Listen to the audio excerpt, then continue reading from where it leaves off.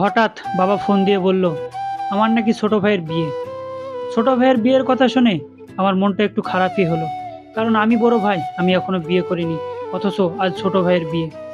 শোনার পরবর্তীতে আমার মনটা অনেক খারাপই লাগছিল, কিন্তু পরক্ষণে মনে করলাম আমি তো ওই দূর প্রবাসে থাকি, আমি হয়তোবা দেশে গেলে আমার বিয়ের কথা তারা চিন্তা করবে। পরবর্তীতে আমার ছোট ভাইকে ফোন দিয়ে বললাম তোর হবু বউয়ের গহনা পাটির সমস্ত যা লাগে আমি টাকা দিব, কিনে দিস। তো আমি তাকে 2 লক্ষ টাকা দিলাম আমার ছোট ভাইকে। পরবর্তীতে আমার ছোট ভাই আমাকে আবার ফোন দিয়ে বলল ভাই, আমার বউয়ের নাকি কপালে সোনার টিপ পরার খুব ইচ্ছা, তুমি আরও 50,000 টাকা দিও। পরবর্তীতে আমার ছোট ভাইকে আমি 2.5 লক্ষ টাকা দিলাম। আমি অবাক হয়ে খেয়াল করতে লাগলাম, আমার পরিবারের কেউ যখন আমাকে ফোন দিত তখন আমি কেমন আছি সেটা জিজ্ঞেস না করে আগে জিজ্ঞেস করতো কবে তুই টাকা পাঠাবি। প্রথমে প্রথমে খুব খারাপ লাগতো, কিন্তু পরে বুঝতে পারলাম আমি পরিবারের বড় সন্তান, আমি যদি তাদের না দিই তো দিবে কে। আমার পরিবার কষ্ট করে টাকা খরচ করে আমাকে বিদেশে পাঠিয়েছে, আমি যদি তাদের চাহিদা না পূরণ করি তাহলে কে করবে।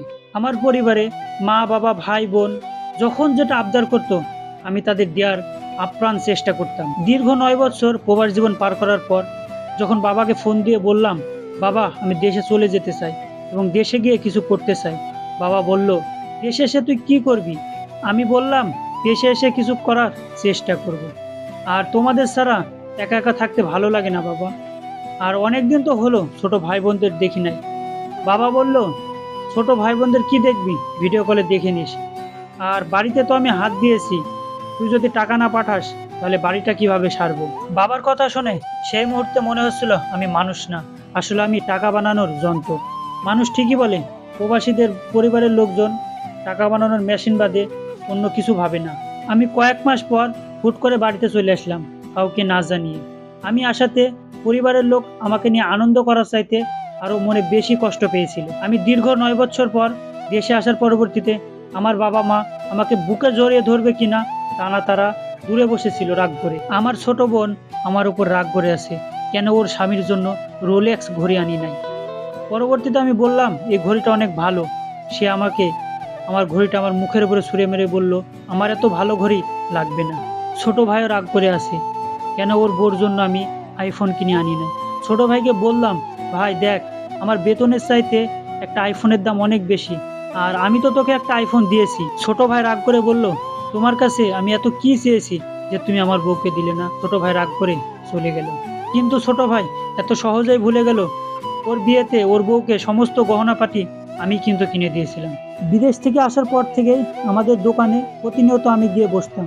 তো হঠাৎ বাবা আমাকে জিজ্ঞেস করলো তুই আর বিদেশে যাবি না। আমি বাবাকে বললাম না বাবা, আমি আর বিদেশে যাব না, আমি একবারে চলে এসেছি। আমি বললাম বাবাকে আমাদের এই ব্যবসা প্রতিষ্ঠানটাকে আমি অনেক বড় করব।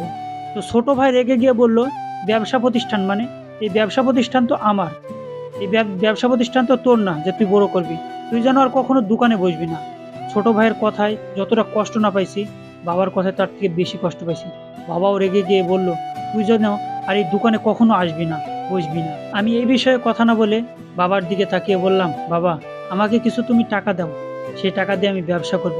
বাবা বলল আমি নাকি 9 বছরে যে টাকা ইনকাম করেছি সেই টাকা নাকি তাদের খাওয়া দাওয়াতেই শেষ হয়ে গেছে, আর বাকি যে টাকা দিয়ে জমি জায়গা কিনেছিল তা ভাই এবং বোনের নামে লিখে দিয়েছে।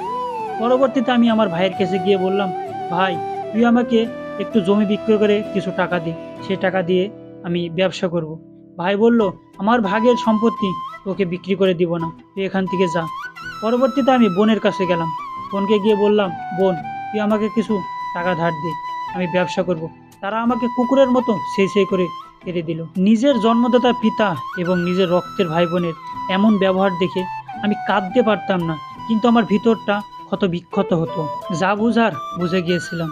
তাই বিদেশে যাওয়ার আগে আমার পরিবারের লোকদের বললাম তোমরা হয়তোবা মনে করো বিদেশে টাকা পয়সা রাস্তায় পড়ে থাকে, কিন্তু বিশ্বাস করো বিদেশে টাকা ইনকাম করা কত যে কষ্টের তা একমাত্র প্রবাসী ছাড়া আর কেউ জানে না।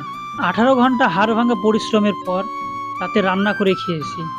যে কিনা 5 কেজি ওজনের কোনো কিছু মাথায় নিত না, সে 50 কেজি ওজনের সিমেন্টের বস্তা নিয়ে একতলায় থেকে আর এক তলায় গিয়েছি। এত কিছু করার পরবর্তীতেও তোমাদের মন পাইলাম না। আমি বেঁচে থাকতে দেশে কখনো আর পা রাখবো না। আমি যদি মারা যাই তাহলে বিদেশে যেন আমার লাশটা পড়ে থাকে, তোমরা যেন না এনো। একজন প্রবাসী ভাইয়ের আর্তনাদের কথা। যদি ভিডিওটি ভালো লাগে অবশ্যই শেয়ার করবেন। আর প্রবাসী ভাইয়েরা যদি ভিডিওটি দেখে থাকেন তো কমেন্ট করতে ভুলবেন না। ধন্যবাদ সবাইকে।